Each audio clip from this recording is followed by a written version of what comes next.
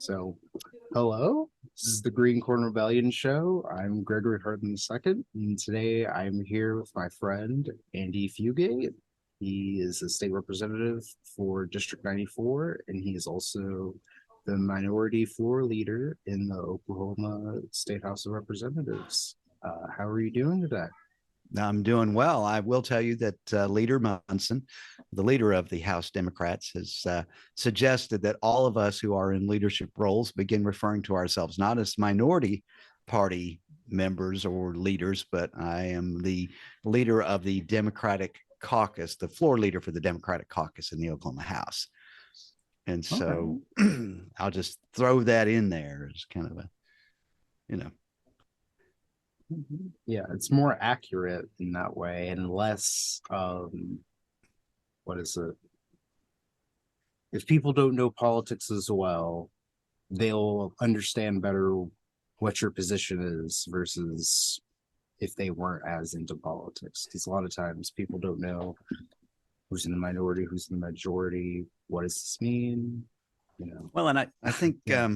Leader Munson, rightfully so, is interested in making people realize there's a fundamental difference in the things that we promote as a party within the state versus our Republican counterparts out at the Capitol.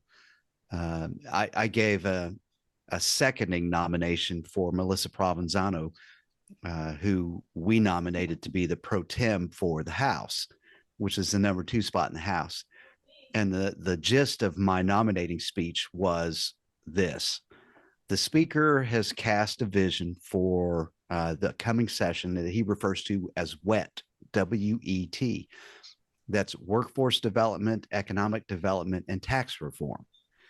Okay, so my response to that was, well, wet needs dry to go with it. You can't have wet without dry. And DRY is duty, responsibility, and a yearning from the public to see all of us work together at the Capitol. And what better way to establish that framework of working together than to have a Democrat as a member of the leadership and at the table when those conversations are being had, so that we can have a different perspective considered. Doesn't mean you have to do what the Democrats want to do, although I would encourage you to at least think about it, because we have a lot of great things that we are focused on. But having that additional perspective there will make us make better decisions. Unfortunately, I couldn't get all of my colleagues on board with that idea, but it certainly was a nice counterpoint, I think. And I heard from a number of folks who said, that was different. Normally, we just hear how great your candidate is. And I said, well, Trish Ranson already did that. She talked about how great Melissa was. She didn't need me to stand up there and restate what she said. So let's talk about what we would do if we were in that spot. Melissa would have been terrific as Speaker Pro Tem. Yeah. Not a condemnation of Kyle Hilbert, but, just a different perspective. And I think that's important. Having lemonade today instead of orange juice. Whoa, whoa, whoa, whoa, whoa. Stop what you're doing. Okay. If you like this video and you like the other content on my channel, please hit the like button on this video. Also, go hit subscribe like right now.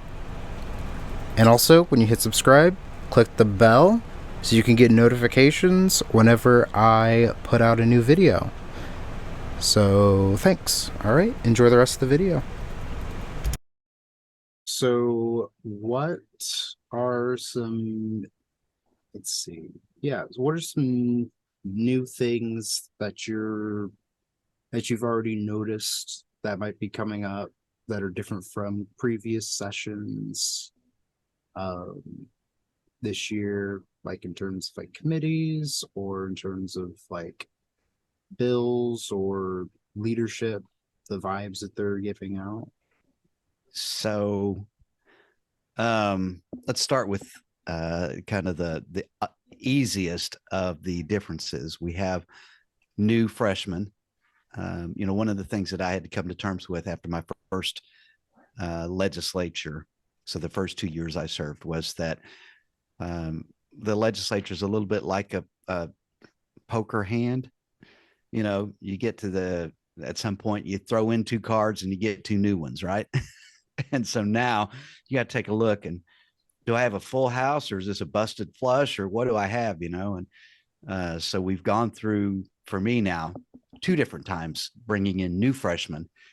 And the last go round of freshmen, that was kind of a mixed lot, but I'm very, very excited, certainly about the House Democrat freshmen.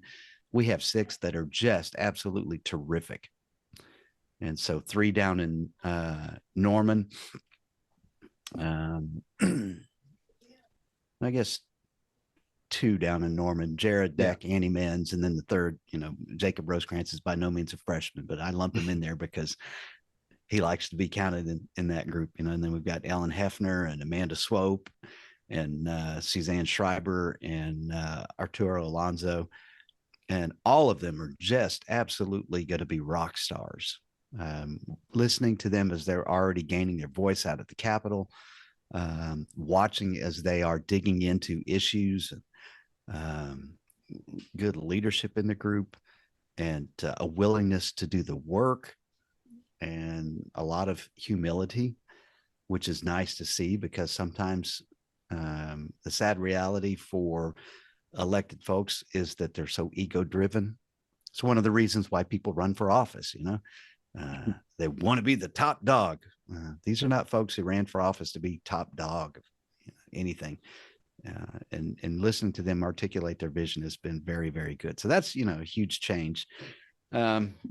We have the same number of committees we had the last time around. There is one difference in committee leadership. And I jokingly teased my colleagues on the Republican side last legislature, because there were 82 Republicans, and you have the speaker and the pro tem, and they serve on all the committees, right? So that leaves you with 80 members left over. And so they created 40 committees.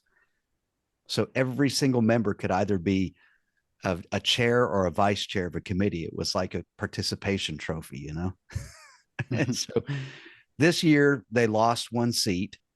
We picked up the Carol Bush seat in Tulsa.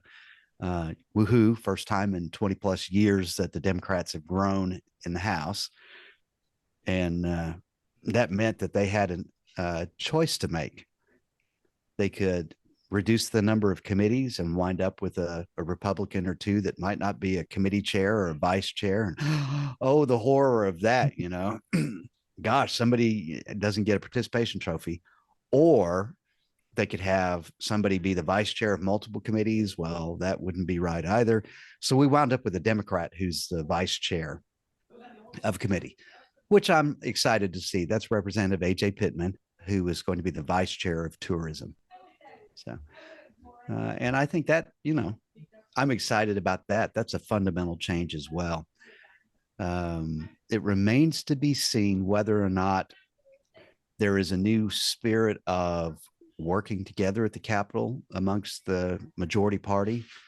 I still don't think the House and the Senate are seeing eye to eye on a number of things.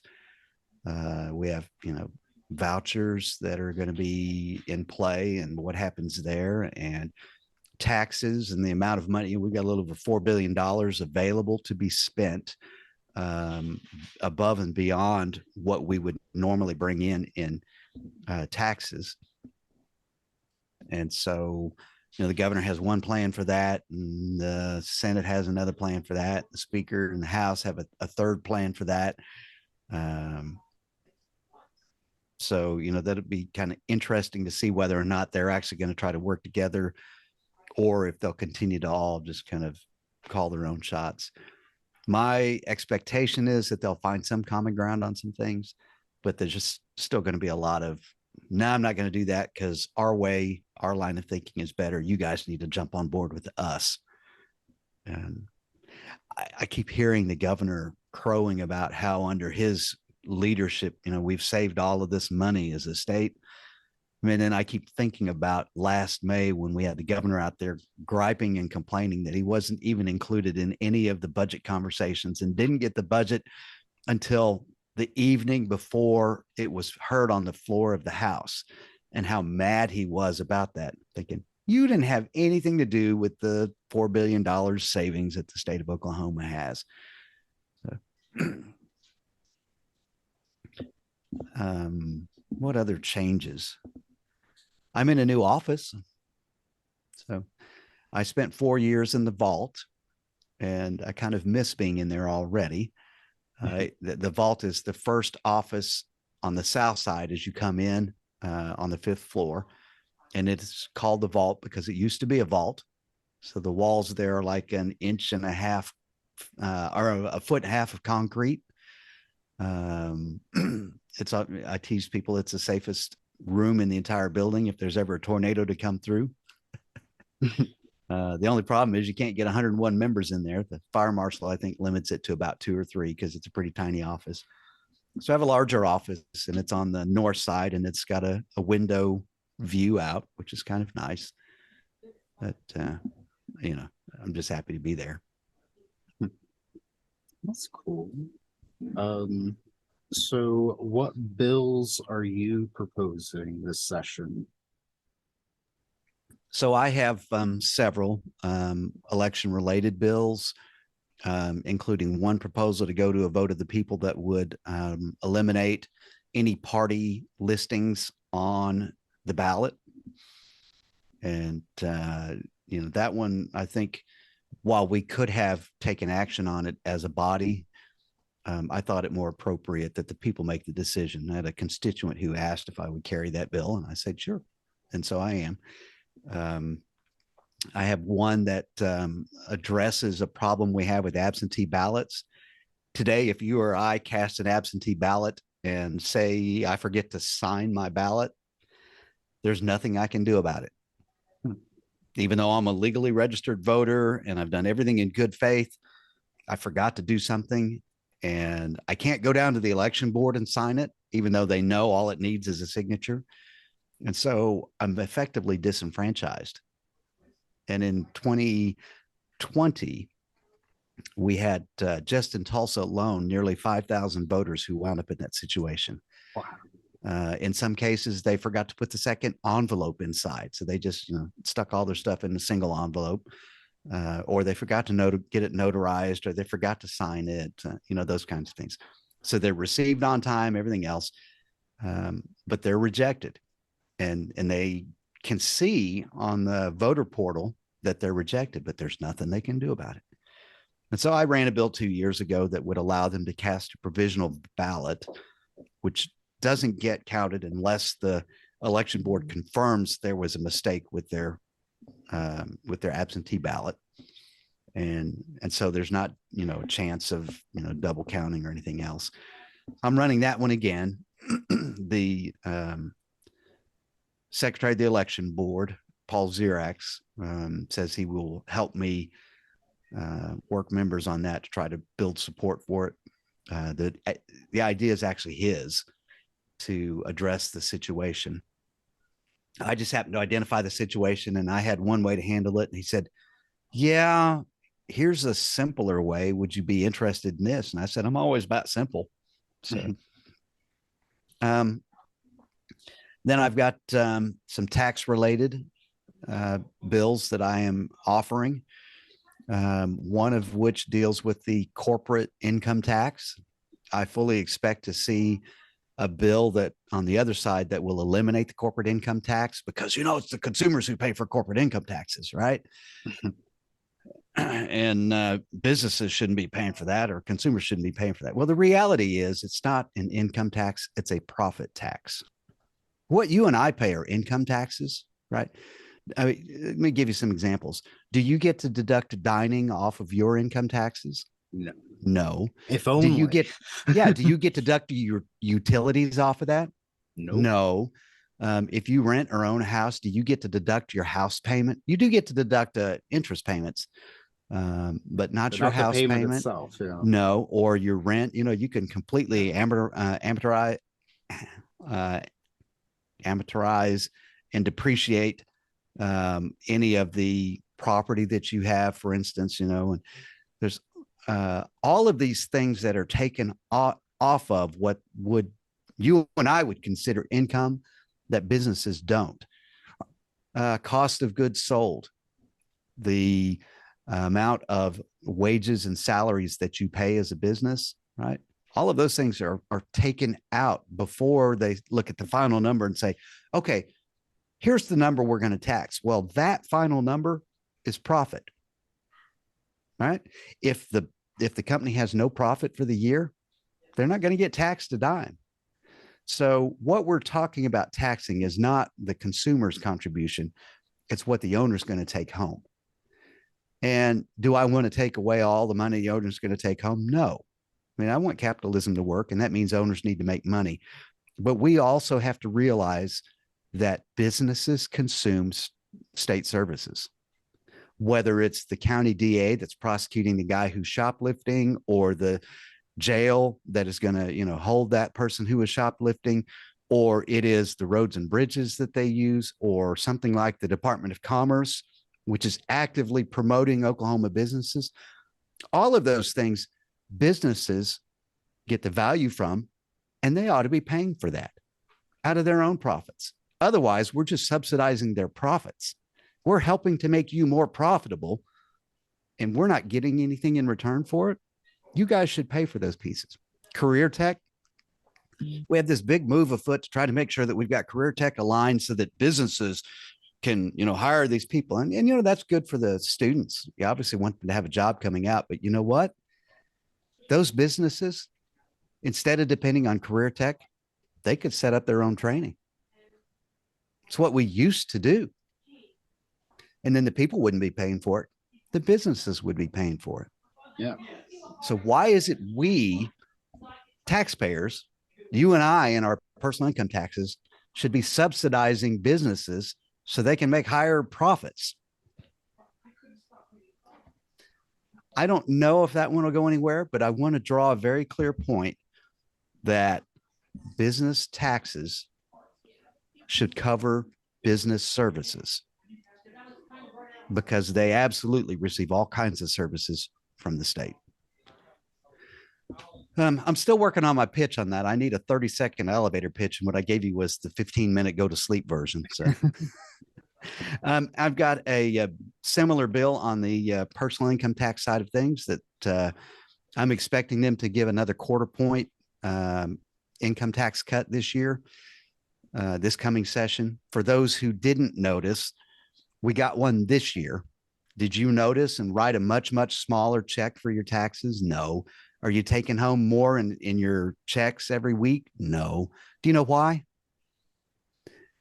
For the median income in Oklahoma is a little less than $54,000 a year. That's for a family of 4. And that 1/4 point tax cut for that family of 4 making $54,000 a year amounts to about 29 cents a day. Woohoo. I got a little less than $9 this month. I can go to Starbucks twice. Nobody noticed, right? No. Unless they were writing 6-figure checks for their taxes to the state. And those people, they noticed. Yeah. And they're very excited about getting another 1/4 point. But that 1/4 point adds up to about $300 million a year, which would cover a $6,000 pay raise for every single teacher. Or it could cover rural reinvestment so that we can rebuild Shawnee and really revitalize our businesses outside of metropolitan Oklahoma City and metropolitan Tulsa. Why don't we do that? I promise you, people in my district are looking around going, 29 cents a day? Yeah, I'll give that for another $6,000 pay raise and get better teachers in my schools. You bet they would. Yeah. Maybe I need more gazillionaires living in my district, and I might think different. Median income in my district is $44,000 a year. So those people are making about 24 cents a day off of this. Here's your 1/4. Yeah. I have a number of other bills. Some are constituent related, but primarily it's those tax related. Oh, here's an, I've got 2 education related bills. I'm expecting private school vouchers to come up again this session and probably pass in some form or fashion. And the bill I have requested says that if you are a private school, you are not allowed to use any public taxpayer money to fund any of your religious studies or religious activities for the school. So paying for chapel, for instance, not something you can do with the public dollar. And you are not allowed to reject or kick out any student who chooses to not participate in any religious activities associated with the school. And so, you know, today you have a religious school that says, hey, you know, if you're going to attend this school, you have to go to chapel. Yeah. That's indoctrination. That's real indoctrination. And if you truly believe that kids should not be going to school for indoctrination, then you should support my bill. We'll see how many of them actually do. And then the other education related one is restructuring the State Board of Education. Today, you know, the governor appoints and fires at will at any time 6 of the 7 members of the board. The 7th is the superintendent. And he just put 4 members on the board, replacing 4 of the 6 of his appointees with brand new folks, none of whom have any education experience except the one lady who is a homeschool mom. And these are the people who are going to set education policy for the state of Oklahoma. It's just, it's unbelievable to me that the governor would put people who have no experience, no education, no expertise in the field of education and make them in charge of calling the shots for our schools in this state. It shouldn't surprise us that much. I mean, we had the Healthcare Authority board, and the only 2 doctors that were on that board, the governor kicked off. Yeah.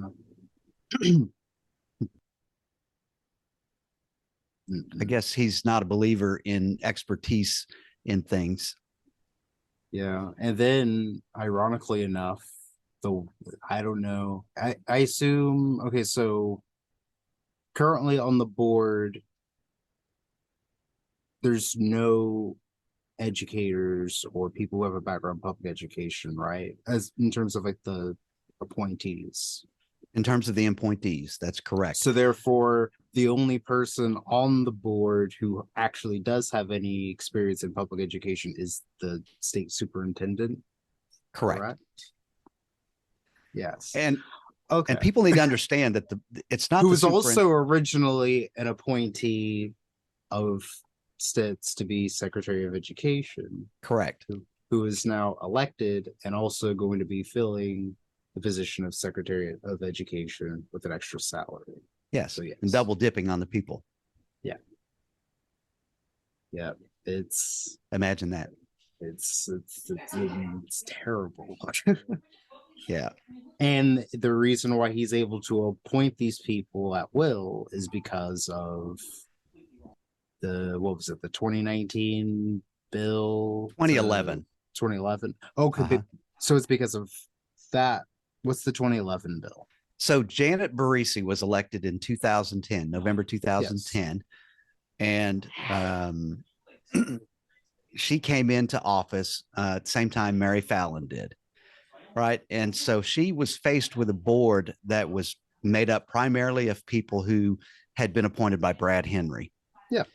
And she was griping and complaining because the very first thing they did was tell her she couldn't hire her chief of staff because the chief of staff was completely unqualified according to state law. Right. And so she got in a big fight with him over that. And so she complained about it. And the legislature said, okay, instead of waiting for these people to cycle off, which is what the previous law had said, we're just going to let the governor hire and fire at will. So they gave that authority to Mary Fallin. Mary Fallin swept everybody off the board. And it's been that way ever since. And people need to understand the superintendent is not the person who sets policy for the state of Oklahoma. It's the board. Yeah. Something as simple as, am I going to take away the certification of a teacher, which Ryan Walter said, the very first thing I'm going to do as the secretary of it, or as the superintendent is to take away the certification of this teacher. You can't do that, buddy. Yeah. Your job doesn't allow you to do that. He can recommend it to the board, and that's what he's doing now. But it's the board that makes the decision. Yeah. And that's constitutional. Otherwise, they would have already changed that. Yeah. So that was in 2011, but the 2019 thing that I'm talking about, that did it for the other government agencies and boards. Okay. Five other agencies, Yes. and there was a sixth. The tourism department actually had it in 2018. And the then healthcare was in 2017, I think, right? Or I think yes, that was under Fallon. Yeah. Yes. Yeah. The members of that board were complaining, and that may have been 2018, and tourism may have been 2019. But yes, I mean, the reality was at the time they made that change to the Department of Health, State Department of Health board, they complained and said, you know what, why do you even need a board anymore? Yeah. We have no authority to vote on anything. We don't get to pick who the Commissioner of Health is for the state of Oklahoma. You don't need us for anything. We don't want to spend our volunteer time, because they don't get paid for board service, just listening to this person tell us what they've done. Mm-hmm. You don't need experts for that. Yeah. So. Yeah, because I tell people a lot that the way that we don't learn this in school, sadly, but the way that the Oklahoma Constitution was originally set up was so there could be checks and balances in between the checks and balances. This is why we have these boards. They're appointed by not just by the governor, because I think it was the governor would suggest these people, and then the state senate would approve them or something of that nature, or there was some other way of being able to have these people and then also have them be qualified, and not just because the governor wanted them there. And then also we elect pretty much the heads of a lot of our different state agencies, whether that be attorney general, insurance commissioner. Like we do this, and a lot of other states don't have. I think it's like, what is it, like 13 different statewide positions that we have for government. Other states, yeah, that might be right when you add in the commissioners for the corporation commission is 3 of them, and they're 6-year terms, I think. Yeah. So I don't know the exact number off the top of my head. We could probably count them up together, but I mean, it's, but yeah, you know, you're right. And you're a bit of a historian of the state of Oklahoma. So it's good to see, you know, the original founding fathers in Oklahoma had a very strong distrust of the executive branch, and as well as any elected officials. And so something as basic as legislative power, for instance, that's all in Article 5 of the Oklahoma Constitution. And there are section after section after section in there. But the very first 8 sections of Article 5 talk about the power of the people to write their own laws, to reject the laws that the legislature has created. And so it's important to remember that those people did not trust strong government, and they certainly didn't want to have a strong governor. They wanted to spread out that authority, and they wanted to provide continuity, because our governors only until 1970 only served 4 years, 1 term, and you're done. And so, you know, I hear the governor now talking about, oh, you know, I'm got reelected. I'm only the 5th governor of Oklahoma to be reelected. Well, that's because we've only been doing it for 50 years, buddy. Yeah. You know, it's not like it's been that way since statehood. And the idea was that a governor might be gone, but you want the agencies to maintain continuity.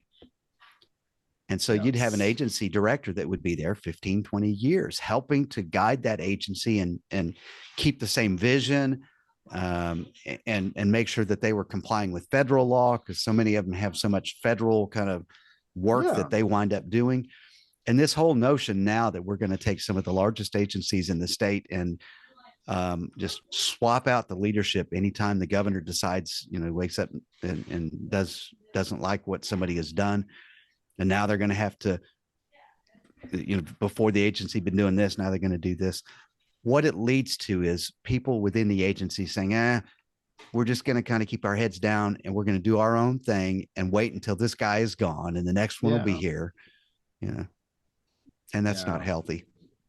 Yeah, because hypothetically, the way that I see it, there's two things I usually say to people. I say, one, hypothetically, the way that everything in the Oklahoma state government was set up for decades is it should be able to run just fine without the governor even existing. It should pretty much be just that. And I say that the reason why Oklahoma didn't have someone, do you know who Huey Long is? Mm-hmm. He was the governor of Louisiana.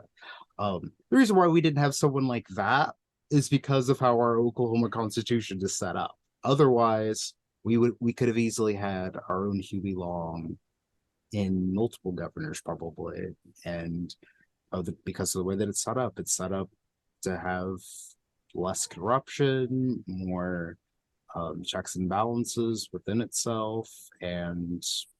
But now the governor and the legislature have pretty much gotten rid of a lot of that, and it's kind of sad to see. A lot of those guardrails that were put in place by the founding fathers. Exactly. I always say, I said, I'm going to become a framers of the Constitution guy, but for the Oklahoma State Constitution, because I think they wrote a pretty decent Constitution in terms of, how a lot of state governments, I feel like, should be set up. But yeah, sorry, go ahead. It was certainly very much a populist, for the people Constitution.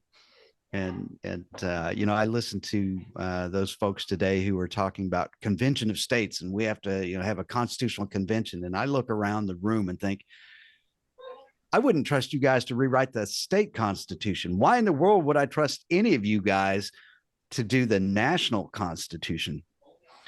And the sad part is there's so many of them there who think they're Ben Franklin or James Madison or, really? Have you guys listened to yourselves? I mean, we're all good folks. And I'm delighted to work with a number of my colleagues, but I don't know that I think that highly of any of us to put them at that level of kind of critical thinking about the changes that we might propose and agree to. Yeah. Well, this has been a really great conversation. I haven't had a conversation like this in a while because I haven't been able to do the show as much. But thank you so much for coming on. Is there anything else you'd like to mention, or anything else you'd like for us to look at before you leave?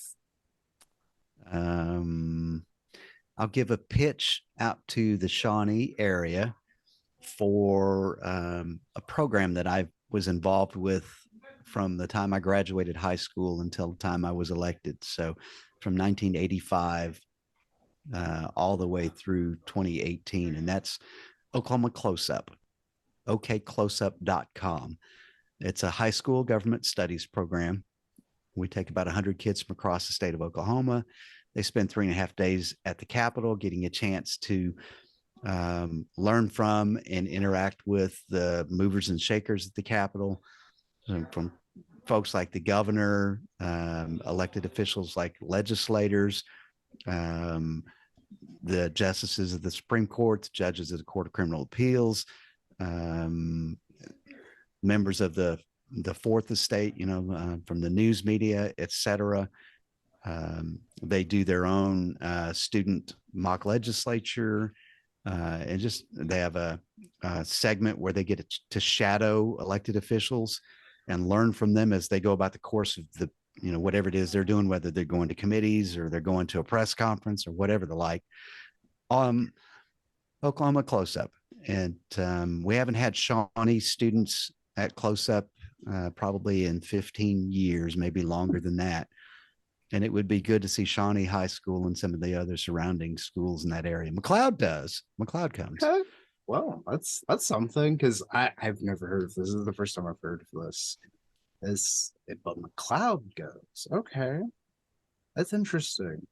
I need So I to was look into that. Yeah. I was at the Capitol today hosting a teacher information event. And so we spent the first hour talking about what Close Up does and, the students. And I had several former students who are now involved in government, either as lobbyists or city managers, or one's general counsel for Oklahoma Municipal League. And they gave a little bit of a pitch for, yeah, I was not that kid who was excited about politics. And then I got a chance to see it in action and get a chance to, talk to these people and kind of start thinking about these things. And here I am today, So we did that, and then we took a tour of the Capitol. That was presented by Trait Thompson. Trait's now the executive director for the Historical Society. But before that, he spent 6 years of his life managing the project to restore the Capitol. And so we got to see the Capitol building through his eyes. And then we had lunch. And so, and by the way, I don't know that Trait would hear this, but if he does, thank you, Trait. I really appreciate your time today for our teachers, helping them see the building through your eyes. So. All right. Well, thank you for coming on, and I hope the legislative session goes well. It starts first Monday in February, right? Correct. Noontime with the governor's address, the state of the state. And so we'll see what he proposes. Okay.